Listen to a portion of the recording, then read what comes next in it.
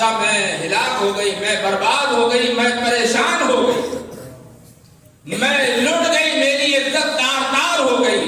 کیا بات. سلطان وقت شمس الدین التمش نے فرمایا کیا ہوا؟ اس عورت نے کہا سننے کی ہمت رکھتے ہو؟ کہا ہاں بتاؤ. کہا ایک شخص نے مجھ سے زنا کیا اور یہ ناجائز اولاد جو 2 مہینے کی ہے یہ اسی کی ہے. شمس الدین التمش نے فرمایا اس کا نام بتاؤ، اس کی گردن اڑا دوں گا، اس کے خاندان کو مٹا دوں گا. اس نے میری سلطنت میں یہ ہمت کیسے کی؟ اس عورت نے کہا کہ اگر سننے کی ہمت رکھتے ہو تو سنو، وہ کوئی عام آدمی نہیں ہے بلکہ تمہارا پیر ہے قطب الدین بختیار کاکی. اب شمس الدین التمش بڑے پریشان، یا اللہ اب میں کیا کروں؟ ایک طرف پیر کا مسئلہ، ایک طرف انصاف کا مسئلہ ہے. کہا عورت تو ہوش میں ہے؟ کیا کہہ رہی ہے؟ اس نے کہا ہاں مجھے ہوش ہے، میں نے پہلے کہا تھا سننے کی ہمت نہیں رکھ سکتے تو. شمس الدین التمش نے فرمایا کہ کوئی گواہ پیش کرو. جھوٹے گواہ بھی اس عورت نے پیش کر دی. خواجہ قطب الدین بختیار کاکی جب اپنے مرید دلی کے بادشاہ شمس الدین التمش کی عدالت میں پہنچے، بادشاہ کھڑا ہونے لگا. آپ کے ارد گرد جو لوگ بیٹھے تھے وہ سب کھڑے ہونے لگے. قطب صاحب نے فرمایا اے لوگوں، آج میں ولی بن کے نہیں آیا ہوں، پیر بن کے نہیں آیا ہوں، بلکہ مجرم بن کے آیا ہوں. کھڑے ہونے کی ضرورت نہیں ہے.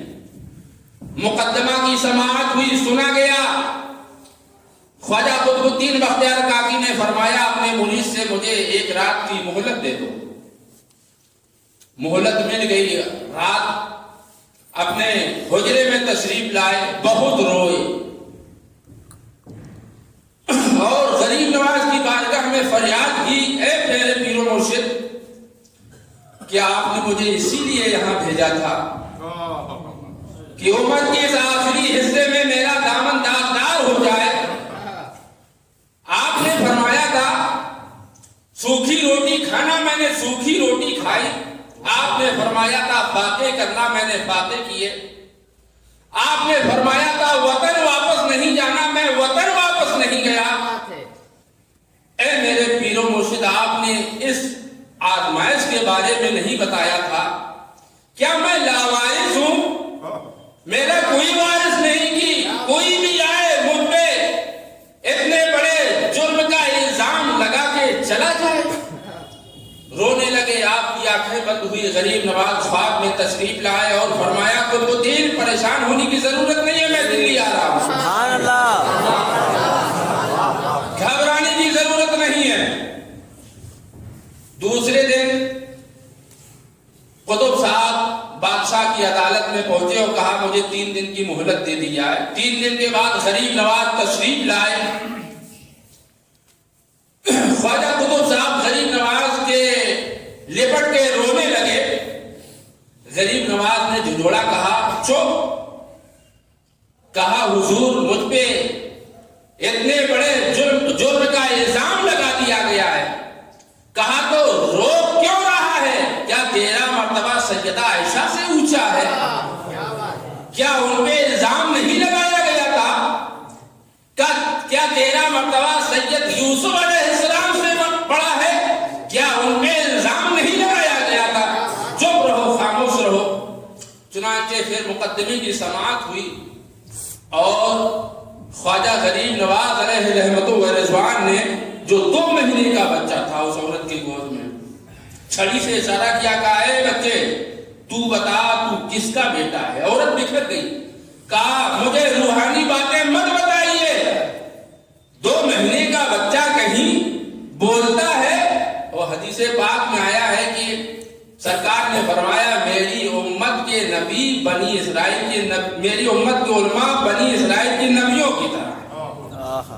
اور جب حضرت عیسیٰ پہ الزام لگایا گیا تھا، حضرت عیسیٰ کی والدہ پہ، حضرت مریم پہ، تو حضرت مریم نے یہی فرمایا تھا فاشارت الیہ، اپنے بچے کی طرف اشارہ کیا تھا، کہا مجھ سے کچھ مت کہو، انی نذرت للرحمن صوما فلن اکلم اليوم انسیا، کہ میں نے رحمان کے لیے روزہ رکھا، میں کچھ نہیں بتاؤں گی، جو کچھ پوچھنا ہے ان سے پوچھو۔ سبحان اللہ۔ قالوا کیف نکلم من کان فی المہد صبیا، وہ بکھر کے کہنے لگے کیا ہم اس سے بات کریں جو بچہ ابھی گود میں ہے؟ تو کہا ہاں اسی سے بات کرو۔ تو حضرت عیسیٰ کے طرف جب اشارہ کیا حضرت مریم نے، تو حضرت عیسیٰ گود سے بولے کہا انی عبداللہ آتانی الکتاب وجعلنی نبیا، میں اللہ کا بندہ ہوں، اللہ نے مجھے نبی نبوت عطا کی ہے اور مجھے کتاب بھی عطا کی گئی۔ عزیزان ملت اسلامیہ، تو میری امت کی علماء، سرکار نے فرمایا میری امت کی علماء بنی اسرائیل کی نبیوں کی طرح ہیں۔ یہاں علماء پہ بات آ گئی تو عورت نے کیا کہا مجھے روحانیت مت سمجھائیے۔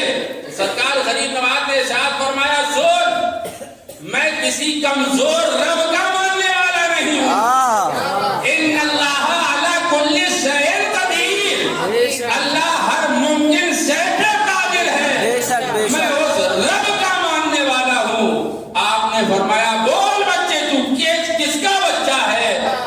اس بچے نے کلام کیا، بولا، کہنے لگا وہ سامنے جو خدا